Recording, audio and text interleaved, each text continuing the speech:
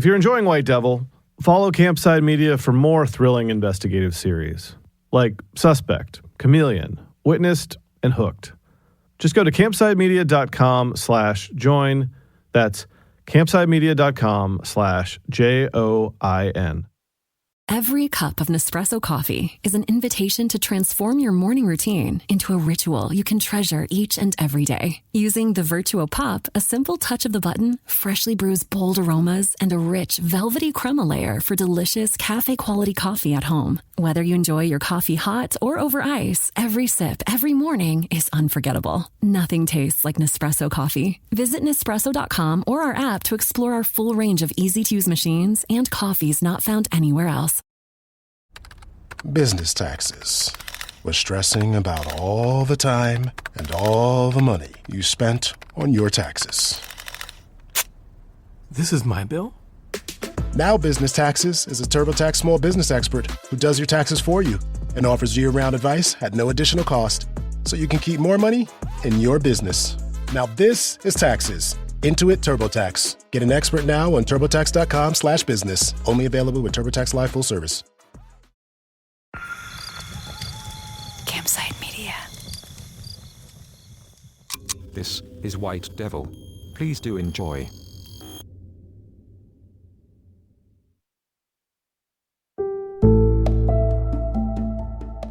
Hey folks, it's been a while. I wanted to say thanks to everyone who listened to and supported White Devil, the first show we made completely on our own here at Campside with no platform or marketing support, just us. It started as a bit of a pandemic lark, and then 3 years later, I'd somehow made 12 episodes of a podcast that told a story that just kept going. I couldn't have done that, of course, without Mark McAdam and Joe Barrett, my partners on the project, and it certainly couldn't have happened without Jasmine Hartin, the main character of our story who did something that is objectively terrifying. She trusted a journalist and basically never held back. White Devil had an ending, and a pretty satisfying one, I think. But obviously, the story continued. It still continues. And people keep asking me how Jasmine's doing, what she's up to. So I decided to try and answer those questions by calling her up and asking her myself. It's probably not the last time you'll hear from me on this story, or from Jasmine Hartin. So to keep track of her, the story, and future developments, please stay subscribed to this feed. And to stay on top of other work by me or my company, Campside, you can also subscribe to our Substack to get our weekly newsletter and other interviews with fascinating people from our shows. Just go to joincampside.com. That's joincampside.com. And now, on to the White Devil bonus episode to catch up with Jasmine Hartin. Sergeant and Mr. Smith, you're gonna love this house. Bunk beds in a closet? There's no field manual for finding the right home. But when you do, USAA Homeowners Insurance can help protect it the right way. Restrictions apply.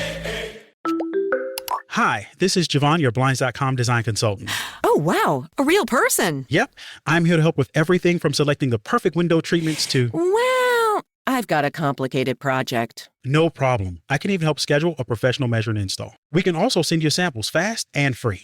I just might have to do more. Whatever you need. So the first room we're looking at is for... Shop Blinds.com now and save up to 45% on select styles. Blinds.com. Rules and restrictions may apply. All right. Well, so I guess for starters, you're still in Turks and Caicos. Tell me a little bit about your life. I've been in Turks now since June of 2023. And I started renting a 3-bedroom house in September because I needed to have something for my kids. Obviously, a room for my mom.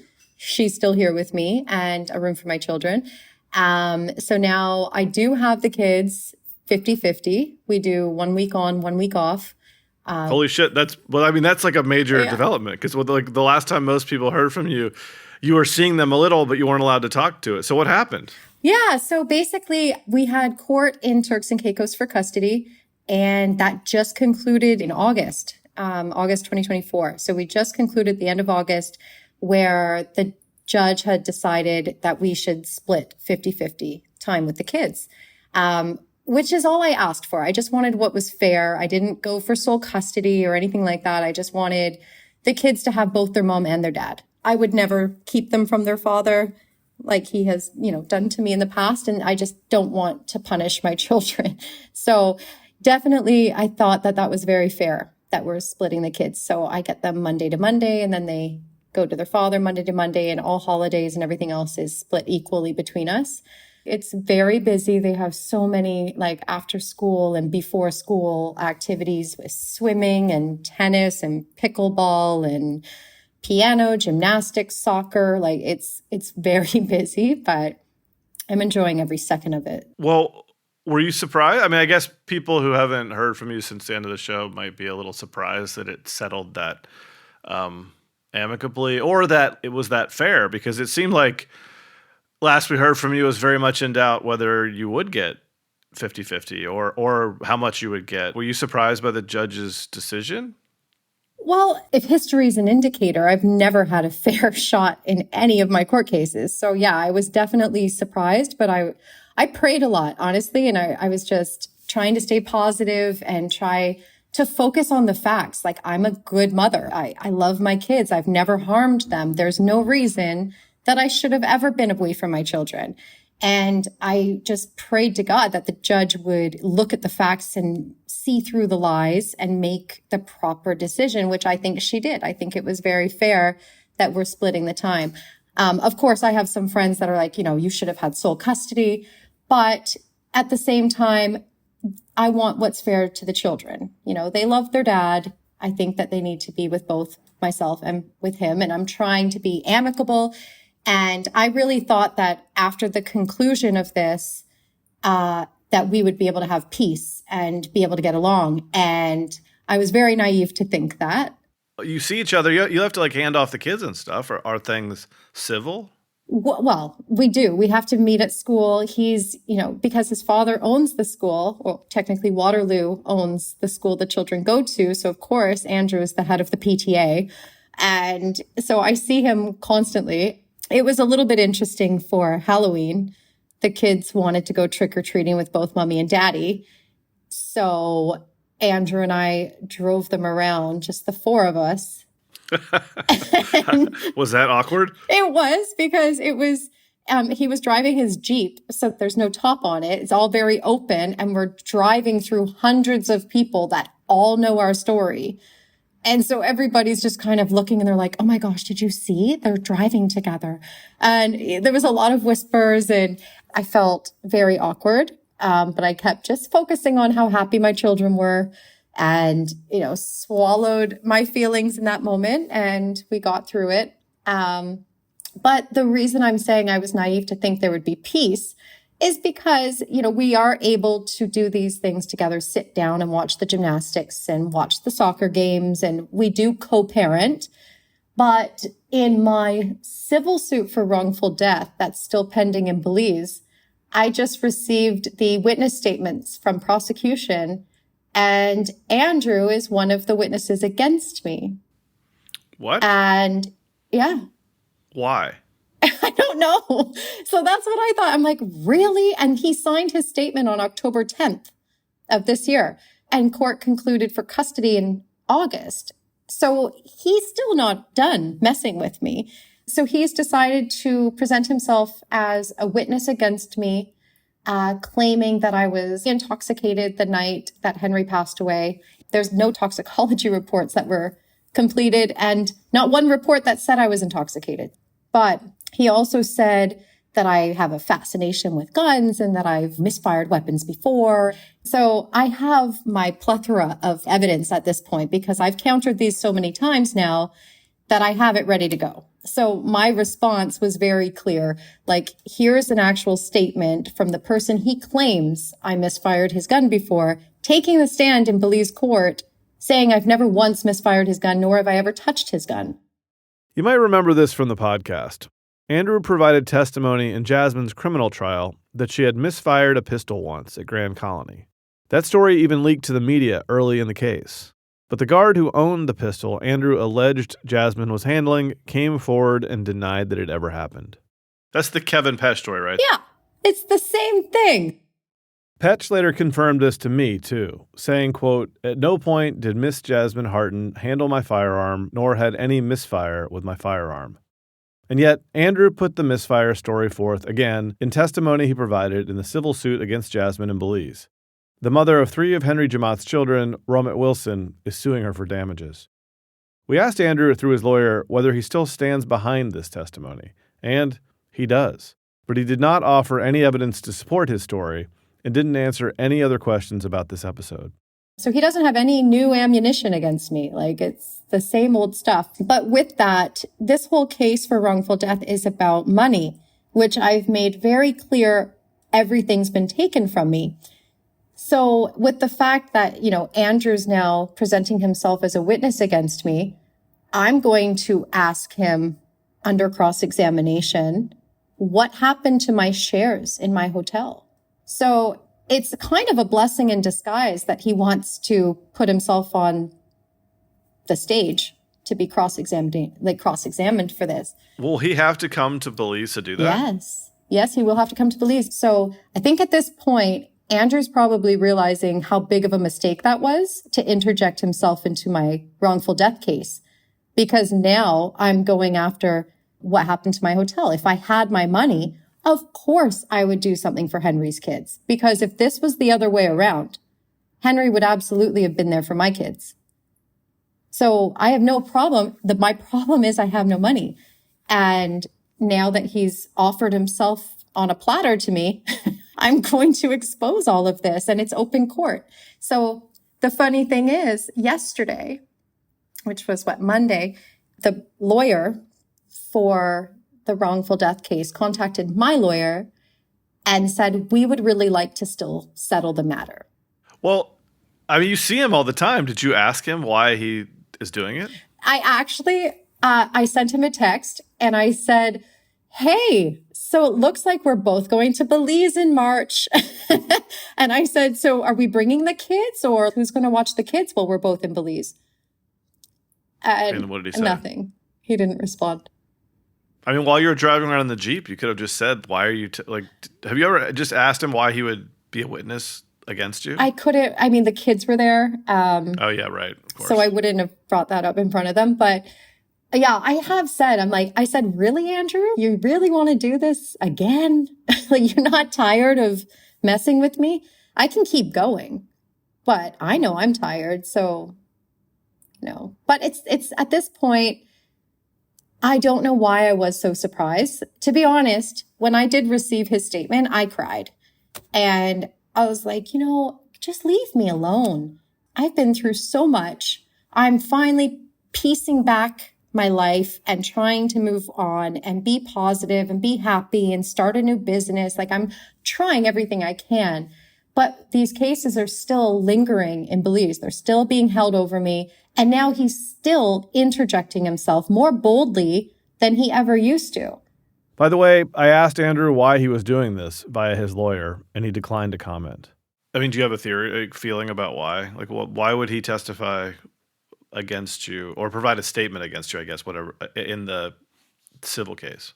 So at this point, when court concluded in Turks and Caicos for custody, the one thing that the magistrate said is, until my cases are concluded in Belize, she doesn't want me traveling outside of Turks and Caicos with the children. So it's in his best interest to prolong these cases as long as possible so that I cannot travel with the children. So I believe he's purposely dragging out the cases with whatever control he has in Belize, because for all of my other cases, I still don't have adjournment date. I've been waiting since March for an adjournment date for the common assault and possession. White Devil listeners will recall this case very well, I'm guessing. The alleged assault of the Alaya manager and the very dubious cocaine possession charges that just won't die. Both cases should have been dumped eons ago. We always knew there'd be a civil case. So is it the entire family, or is it one of the, who are the plaintiffs? So it's basically Romit Wilson, who is Henry's ex-common law wife. So she wasn't with Henry at the time of his death, but she's the mother of 3 of his children. And he has 2 children with 2 other women, but the other women aren't bringing forth any kind of claim. So Romit's acting as for the estate of Henry. And then also the fact that everyone seems to think I have funds because Andrew gave a press release, I believe it was June of 2022, that he had moved to Turks and Caicos and that I was an owner of Alaya and that I would be compensated fair value of my shares. And that's never happened. But by releasing that statement, it let everyone think that I have this large lump sum of money coming from my hotel. If I get my money and if I'm able to help, I would prefer that a trust is set up and Henry's eldest daughter, who is over 18 now, could be in control of the funds for the trust for the children. And so when is that? You said March is when that trial date is? Yes. So I think it's March 5th and 6th in Belize. And then it sounds like the possession and the common assault charges still pending? It's so ridiculous. Yes, it's still pending. So I just found out that now they may be changing the prosecutor again. How many times has that happened? Twice. They've also changed the location from San Pedro to Belize City. Prosecution has notoriously just not shown up at all. And after waiting hours for her, someone will usher in a doctor's note that she's sick. But if you were truly intending to show up for court that day, where are all your witnesses? How are we just finding out now you're sick? Did you notify your witnesses ahead of time? Because they're not here either. So you just weren't prepared. And now you're claiming you're sick. I mean, we laid it out pretty clearly on the show how ridiculous both charges were. They're now how old? Like 3 years old? More than that, right? Because it was June of 2021. So 3.5 years, 3.5 basically. years. On charges that are supposed to be, if they're not prosecuted, they get dismissed after a certain time. That window's long since closed, right? And we raised that point with the Magistrate Pereira. We told her any magistrate level offenses must be concluded by 39 weeks. After that, they need to be dismissed. And she completely ignored it and said, we're proceeding. She also wouldn't take critical evidence. I don't know if we touched on this in the podcast, the statement from Patricia Spain that clearly dictated and outlined every single thing I had in my personal effects when she brought me to the police station. Not one mention of a purse. Quick reminder, Patricia Spain was one of the Belizean officers who came to the scene at the beach the night of the shooting. She later logged Jasmine's possessions at the station in great detail, and there was no mention of a purse or cocaine. We laid this out on the podcast, but Spain's story changed dramatically over time. Now, all of a sudden, in 2023, Patricia Spain has now come forward with a new statement that I had a purse with me, and that's where they found drugs. So when Patricia Spain was on the stand, my lawyer wanted to tender into evidence her original statement from 2021, where I do not have a purse. And the judge said, I'm not accepting that. And refused. What? Yes. Why? On what grounds? In my opinion, there's only one reason the judge would not accept critical evidence to prove that this witness is full of crap, is because she has an incentive. It's so black and white. I did not have a purse. She said the color of my panties even. She talked about my color of my shoes, my pants, my bra, everything. Not one mention of a purse. And now 2 years later, oh yes, she had a purse. Okay, well, where is the purse? I don't know where the purse is what she said. And so then my lawyer had a picture printed off of my purse at the scene of the crime at 6:55 a.m. I was detained at 1:50 a.m. So hours later, here's my purse. He showed her while she's on the stand a picture of my purse and wanted to tender that into evidence. And the judge said, no, I'm being railroaded. And what does your lawyer say? I mean, this seems wildly improper. Exactly. So that's why he said, listen, she's not to be trusted. We need to move this matter to Supreme Court. So that's the next step, to move the case up to the Supreme Court, which starts with notifying the current magistrate. We're supposed to be able to say that to her and then give her the option to recuse herself or dismiss the case. And if she says, nope, I'm not recusing myself, then we say, okay, you've left us with no choice. We're taking the matter to Supreme Court. Because Supreme Court, you hope, would be more objective.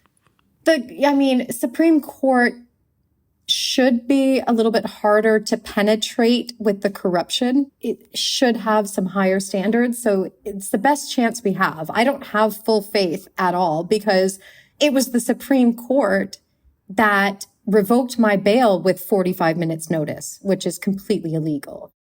White Devil listeners will remember this. When Frank Habet, the general manager of Grand Colony, who'd originally posted Jasmine's bail in the aftermath of the shooting, very dramatically rescinded that bail shortly after the new charges surfaced.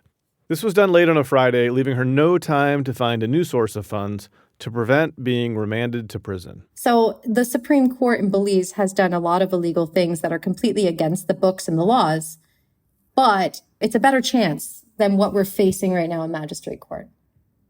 Right. Well, and I mean, you don't have to say it. I think we all know who you suspect might be behind some of this, but I should also point out that you do have other enemies there, right? The commissioner of police is probably not a big fan of yours. I think Henry's family, who have cops, like I'm sure there are other people who would be happy to see these things drag out too, right?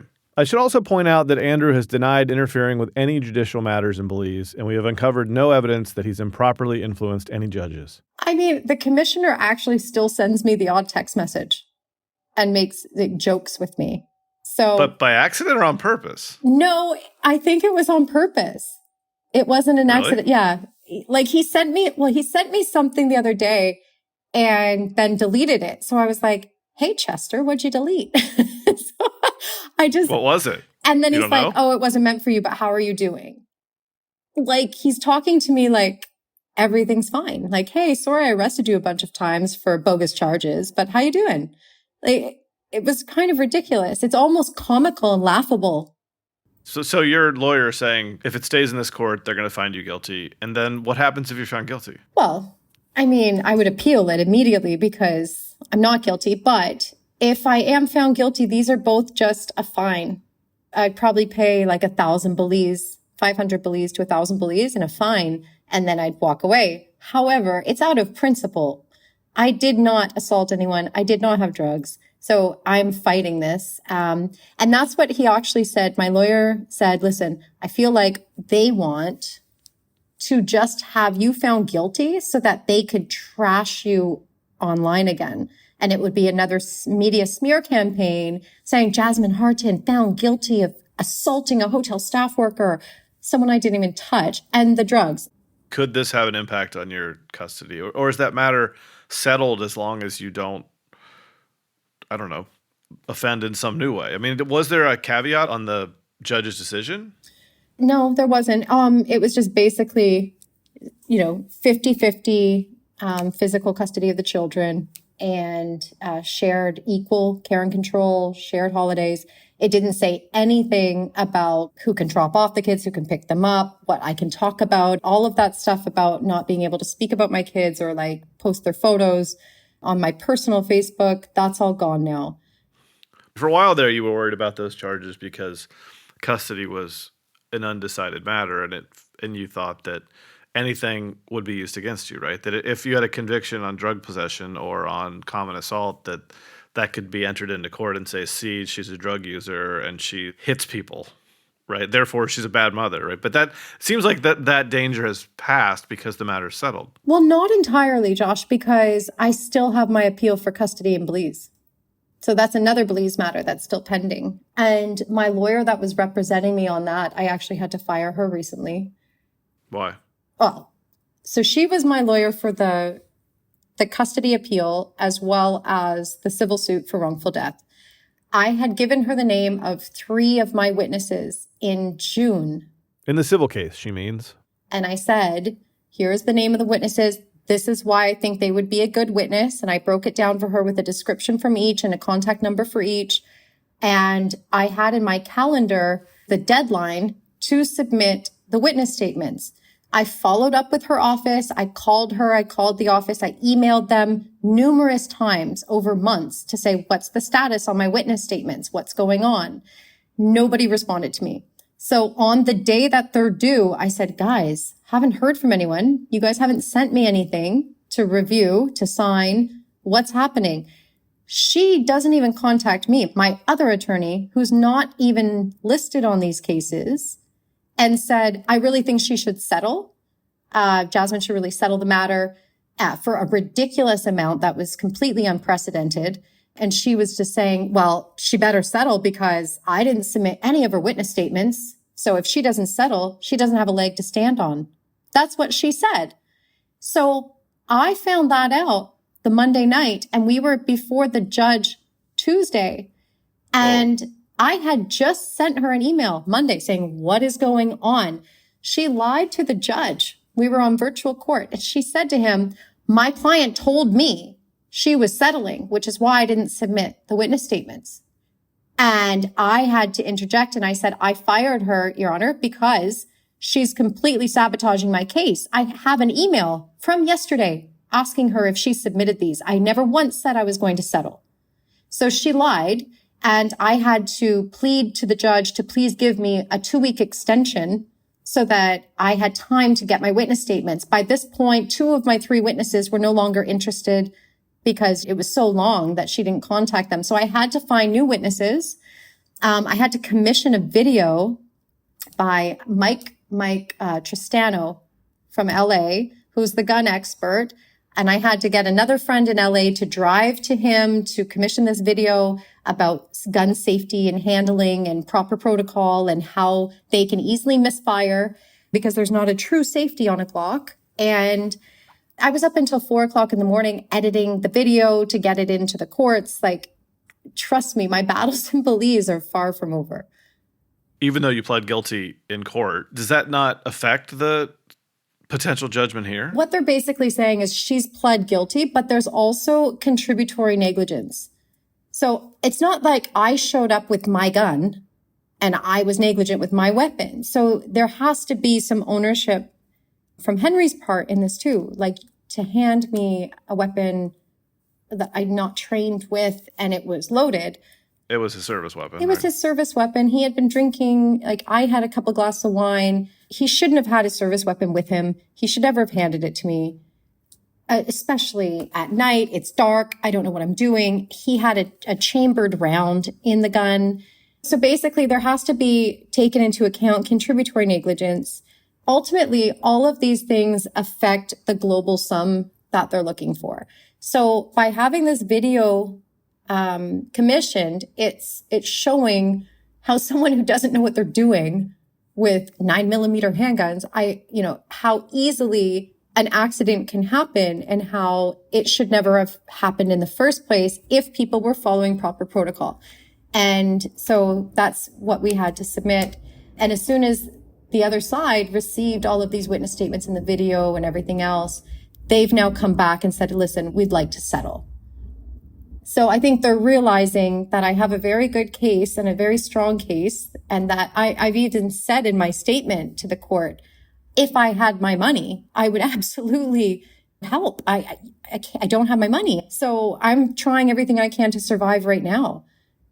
You mentioned this earlier, but that, it's closely related to the matter of Elia. And has there been any development there? Quick reminder, Jasmine co-founded the Elia Resort with Andrew Ashcroft and even signed the loan papers for the land it stands on. At one time, she held a large chunk of the shares, though the exact percentage is unclear. Like so many things regarding finance in the Caribbean, the details are very hard to parse. She's been attempting to get to the bottom of this and to receive some fair value for her shares over the past year. We asked the Ashcroft camp if they could help us understand what happened to the shares, and they deny anything improper was done. I'm definitely pursuing what happened to my shares. So I have a few people that are doing their investigation right now into that. I don't have the time to invest 100% into recovering my loss. So I'm just maybe giving it a 10 to 15% of my time right now because I have to stay focused on the future and making new money to survive right now. We went over this in the podcast also, sort of laying out the case that Andrew admitted you had shares and then the shares vanished. Like they've just been silent since then. No movement on their side. Completely silent. They haven't done anything. I've gone to Bermuda Stock Exchange, Financial Service Commission, Companies Registry, lawyers, police, like you name it. I have spoken to them. I've contacted Waterloo's board of directors, the CEO of British Caribbean Bank, like everybody to try to get an answer. It's a big, difficult paper trail in, multiple jurisdictions. We have British Virgin Islands, Belize, Turks. It's very difficult to navigate. And without money to fight, it's hard to fight, or if not impossible. So I have to be very strategic on how I can recover the loss. Has Andrew ever answered the question of, like, he issued that statement admitting that you had, I forget what percentage it was, and then nothing sat, like, if you ever asked him directly, like, you said that I had these shares and I've never received a cent? Yeah, I have asked him that. And he's like, Jasmine, they're gone. Okay. It's all gone. You're wasting your time. That's all he said. You're wasting your time. It's gone. But they can't just be gone. It's enough to drive most people completely mad, but I'm not letting it completely control all my thoughts. It's definitely still there and it stings a little bit, but instead of focusing my energy on recovering what was taken, I'm trying to focus my energy on building new things. And that's how I stay positive and just focus on the future. If I focus in the past and think about all the terrible things that have been done, all the loss, including, my friend, my children, my home, my business, it's enough to make someone go crazy. So you have to just look forward and not spend so much focus on what's been done to you or taken from you. What is the new stuff? What are you up to professionally, and what are your plans? So I'm trying to start a new company right now. I have a local business partner. She has a construction background as well. So her and I together, I think we've both been screwed over by men enough in our lives that we're putting together a company where we're offering shipping logistics to and from Turks and Caicos. We're offering construction, renovations. We're offering property management, real estate. We're still working on the business plan. It's very fresh. Like, we literally just started. Before that, I've been working for a local construction company. And so where I'm speaking to you now is from the home office. So in exchange for my services, I have my rent paid. I have a car to drive. I have my cell phone. People just assume I have money because I have a house, but they don't understand what the deal is. And you still haven't been able to, like, all of the help you got in Belize, all your legal bills, that was all just donations and friends, right? You technically have to pay some of that back, although I imagine some people don't expect you to. Some loans I had to take from friends, like I did say I would pay back as soon as I got my money from the hotel. At the time, I was very naive and I'm like, I'm sure I'll be getting the money in like a couple months. No. So luckily, my friends are amazing and they understand. But all of the amounts that I've borrowed from people, I have full intention of paying them back one day when I'm able to. And then some people told me, just don't worry about it. You don't have to pay anything back. So I've been very fortunate that way. And then, by the way, the same lawyer that I had to let go for gross negligence and trying to sabotage my case hit me with a bill for $41,000. Whoa. Yeah.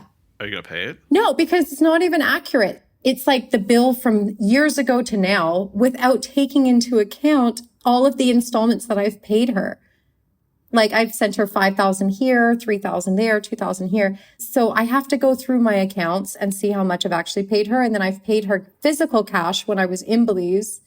And those were just given to me, paper receipts. I've moved probably 10 times. So I have to find them.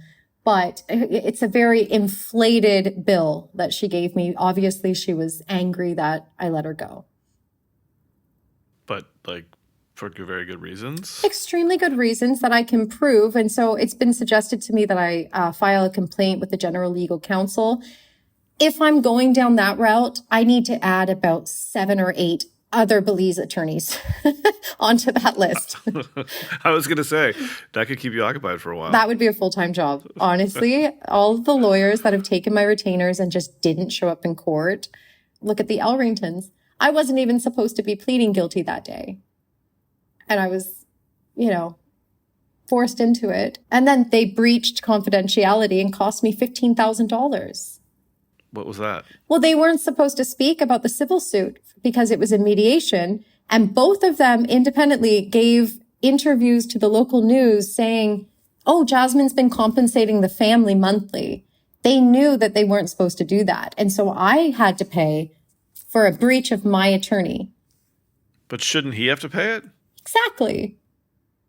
Or you should deduct it from whatever you owed him. I mean, I wouldn't. I didn't owe him anything. I didn't owe him a thing. I paid him his retainer in full. And then he tried to tell my now attorney that I didn't pay him in full. Well, luckily, Josh, I take pictures of absolutely everything. So the day that I handed him a big wad of cash and he was filling out my receipt, this was senior counsel Elrington, by the way.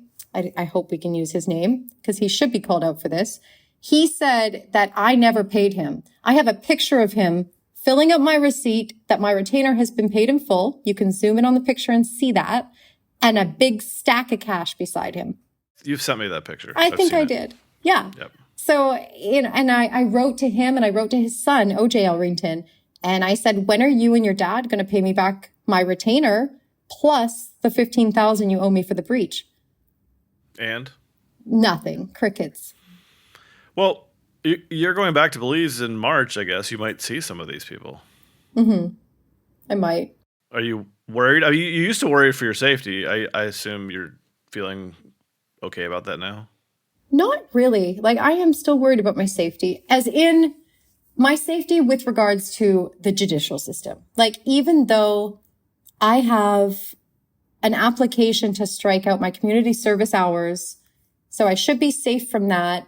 I have my application ready to submit to Supreme to dismiss my common assault and possession. Even though I'm doing everything according to how it should be done by the law, they can do whatever they want to me. So what really terrifies me is the fact that I thought after the whole custody was done in Turks in August that we would have peace.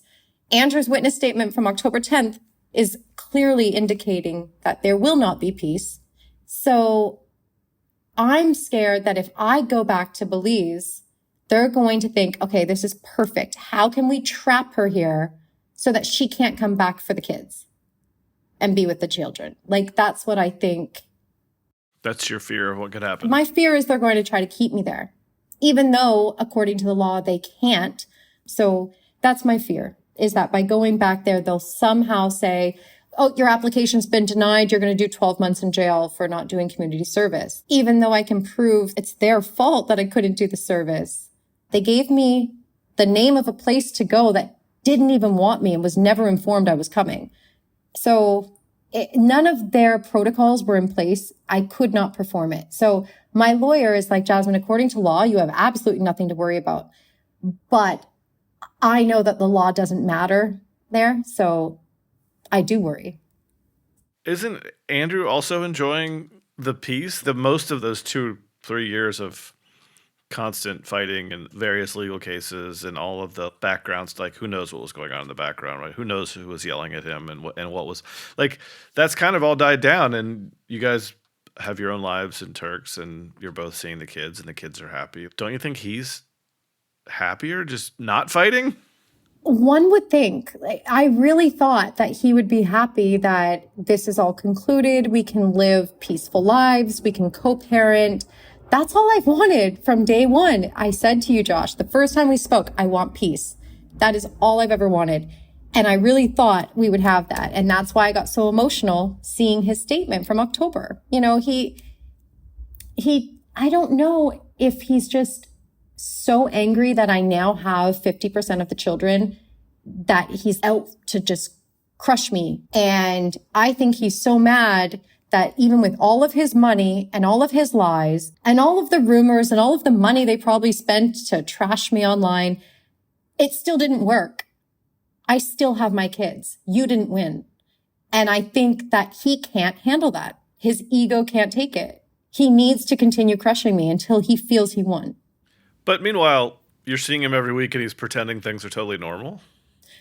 We speak about the children, like we'll text and it's always about the kids. And, you know, he asked if he could come on weeks that I have them to watch them play their activities and sports. And I said, no problem. Like, if you're around, I don't mind you come, and I expect the same in return. So, I mean, I've been so kind and I guess forgiving just to have peace for my kids. And so I don't cause fights with him. Like, I'm very mellow and very peaceful and very respectful. We don't yell at each other. It's very calm. But then behind the scenes, he's secretly trying to put me in jail still. I should say that's Jasmine's feeling about what's going on. There isn't actually any evidence of this. So, yeah, it's a really twisted game of chess. Have you seen or spoken to his father? No. And that's the funny thing. So he signed my son up for pickleball once a week, and it happens to be at one of Michael's resorts. And obviously the weeks I have my kids, I have to take them to their events. And I wondered why he was being so kind, because Andrew called me and he's like, hey, I can take Charlie to pickleball this week because my daughter has her gymnastics is the other side of town at the same time. And I was like, okay, well, he wants to spend time with him. No problem, right? And then I said I was coming to pick him up, and he's like, you really shouldn't set foot on the property. It's my dad's property. I thought, okay, so you weren't offering to be nice. You just don't want me on property. So then why are you putting our son in something that's on your dad's property when you know I have to take him? But Michael has not been in Turks since you've been there? He has been in Turks. I just haven't seen him. So... Would you talk to him if you did? I thought about that because I was invited to one of his resorts for a coffee. It was like a business meeting and a coffee. And I was kind of nervous. It was my first time going there. And I went in, and this person I went to meet was talking to the manager of the hotel. And he shook my hand and he's like, you look very familiar. And he didn't know who I was. But I'm sure he probably would have escorted me off the property if he knew. But while I was there, I saw his boat parked at the marina, Michael's boat. And after the coffee, I decided to take a little stroll just to go look at the boats. And I thought, if I run into him, what am I going to say? And what did you decide? What would you say? I honestly didn't know what I was going to say. I just wanted to see if I could see him. And I walked. I probably would have nervously smiled. I don't know. Just like, hey, you didn't win. I'm still here. I mean, I never met the man. I have no idea. But I feel like knowing that he's in a public environment would probably pretend, like, just like be cordial, right? Say something like, hi, how are you doing? I hear the kids are doing great or something. I don't think so. I don't think so. I think he would have looked at me and then immediately called and said, get her off my property. Like, that's what I think. But I guess in my mind, I guess I don't want them to think that they broke me. And so if I were to run into him, I would probably smile and just say, hello, Michael, and be very pleasant and smile and just walk away. And just to let him know, hey, you didn't win. You tried to break me. It didn't work. I'm still here. I'm smiling, holding my head up high, and I'm still fighting, and you're not winning. Evil does not win. Are you happy? Like, how do you feel in general about where you are now? I mean, in general, the fact that I'm with my kids 50-50, I am over the moon excited. Like, I get to wake up with them. I get to put them to bed. I get to sleep with them at night. I get my snuggles. I get story time and bath time. And even on the days that I am so incredibly exhausted, I just look at them falling asleep in my arms and I melt and I cry and I thank God, like, for getting me through everything and to bring me to where I was to where I am today. And it only took a few years and I'm here now. It's night and day. And I'm so thankful. I feel blessed to have them, and nothing can keep me down now. Nothing will ever keep me away from my kids again. Unless they put you in jail and Belize. Unless I'm in jail and Belize. That's great. That's not funny, Josh. Yeah. I'm not laughing because it's funny. I'm just laughing because it's so absurd and yet not impossible. It's not impossible. That's the terrifying part. That's why I'm really nervous to go back. You haven't been back since you left, right? Or no, you did have to go. Did you go back once? I had to go back twice for court, and then nothing happened. See, that was when things were worse. I think you're all right. You think so? I agree with your lawyer. I don't think they're going to do anything. I think I need to go with like a camera crew just to capture anything in case they try to mess with me. But we'll see. I just feel like it would backfire so spectacularly. The only thing that could really screw it up is if they did something like that. It would just bring a whole bunch of new attention, and I don't know. They would look so petty. Everyone would know it's because I spoke truth about them in a podcast. Easy for me to say. I think you're going to be all right. I probably won't put this out for a couple weeks, but can you send me that audio file? Oh, I was supposed to record it? Were you recording I'm it? kidding, Josh. Oh. Under the shade I flourish. This has been a special bonus episode of White Devil from Campside Media. I'm Josh Dean. Thanks for listening, and please stay subscribed to the feed if you'd like to be aware of future updates in the story. You can also subscribe to Campside Substack to hear more about our other amazing shows. Just go to joincampside.com. That's joincampside.com. Thanks. And if you want to see me,